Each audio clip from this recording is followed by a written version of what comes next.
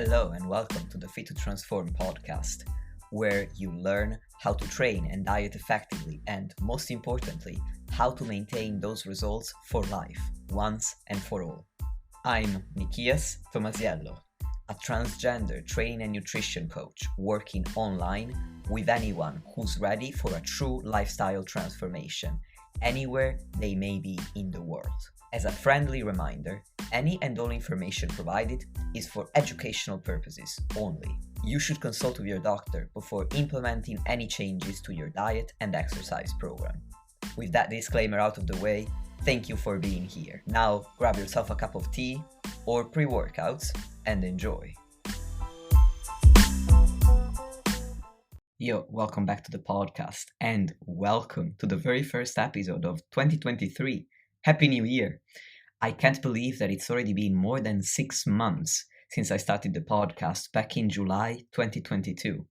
6 months of you listening to me. I am so honored that you've been sticking around for this long. And if you're new, well, welcome. I am so glad to have you here, and I'm looking forward to hearing what you think of the podcast. Finally, I am super proud that the podcast is good enough that my client Leif, shout out to Leif, decided to gift to me a podcast mic. He told me, I like it so much that I want to support the podcast. What can I do? And decided to buy me this mic, which is awesome. And I hope that you all enjoy the upgraded sound quality. Now, in today's episode, which is going to be the first solo episode of 2023, I want to cover the answer to this question. What if you messed up during the holidays? If you haven't listened to episode 2021, that one was all about how not to panic about fitness during the holidays. And this episode is a little bit of a sequel to that one. So, what if you messed up? First of all, let's explore what you might mean by messed up. To start with, how high were your expectations of success? When you prepared your plan for the holidays, did you compare it to your performance in previous years? Because if you didn't, chances are that your expectations were a little bit too high, potentially. For example, if last year you missed all of your workouts over the month of December and you overate on, let's say, 3 days over the holidays and you really weren't happy with yourself afterwards, then realistic expectations for this year could have been to get in at least one workout per week in December and try to be more mindful of what you were eating on at least one of the 3 days when you hadn't been more mindful the year before. On the other hand, if you set a goal of hitting the gym 3 to 5 days every single week in December and not to overeat even once, then potentially you were a little bit too idealistic and you should have been a little bit more realistic. Secondarily, I invite you to reframe failure as a normal part of any learning process.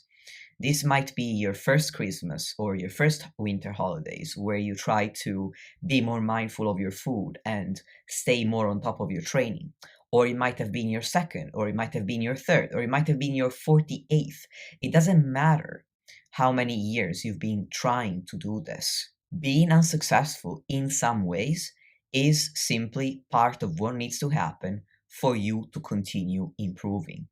So, while I think that your feelings of disappointment are valid, I don't want you to simply stop at those negative feelings.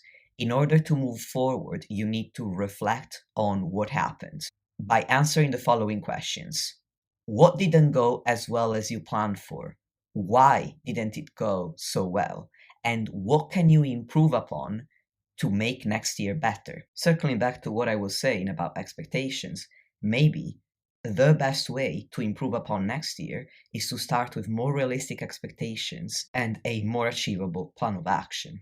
You also need to acknowledge what you actually did well, because it's so easy to get swept up in what didn't go well and completely forget that you weren't just a lazy POS the whole time, but you did make an effort, and there are some areas where you succeeded.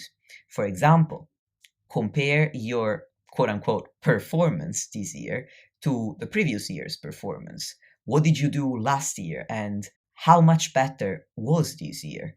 You need to be objective about both your strengths and your weaknesses, because if you never acknowledge your strengths and you overemphasize your weaknesses and you make them appear even worse than they truly are in reality, then you're spinning a tale of failure for yourself that you don't deserve. My final piece of advice, if you feel like you messed up, is to move on. Your reaction to what you think was a mistake is usually much worse than the mistake in and of itself. For example, let's say that you ate a bag of cookies that you hadn't planned on eating, and now you're feeling guilty about having eaten that bag of cookies.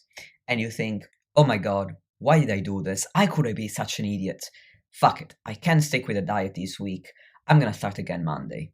And what often happens between that day and Monday is that you eat in a way that doesn't make you feel good and that you end up regretting. So a single bag of cookies, which in the grand scheme of things really isn't that big of a deal, snowballs into eating your entire pantry between Thursday and Sunday, and then you start a diet again on Monday. And you create this vicious cycle where even the smallest perceived mistake that you might make spirals into multiple days where you miss out on all these opportunities to make progress.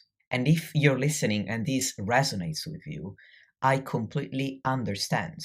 You are aiming for perfection because you really truly care about these fitness goals of yours. Unfortunately, it's this very ideal of perfection which can't be achieved, it isn't realistic, that's holding you back from making real progress. Since you do truly care about these fitness goals, commit to this. Do away with these impossibly high standards that you keep holding yourself to in 2023, and commit instead not to perfectionism, but to realism and to the learning process, which involves both success and failure. And the first step to doing that is to move on from the feeling that you messed up, in quotes, over the winter holidays, and get back into the healthful habits that you're trying to build with your nutrition and with your exercise. If you do choose to commit to this change in mindset, in my opinion, that's one of the best New Year's resolutions that you may decide to set. And that's it. That's all I have for you today. I wanted to open 2023 with a podcast that was short, sharp, and hopefully effective and helpful. Thank you very much for listening. As usual, if you want to connect with me, all of the links are in the show notes. I look forward to talking to you next week.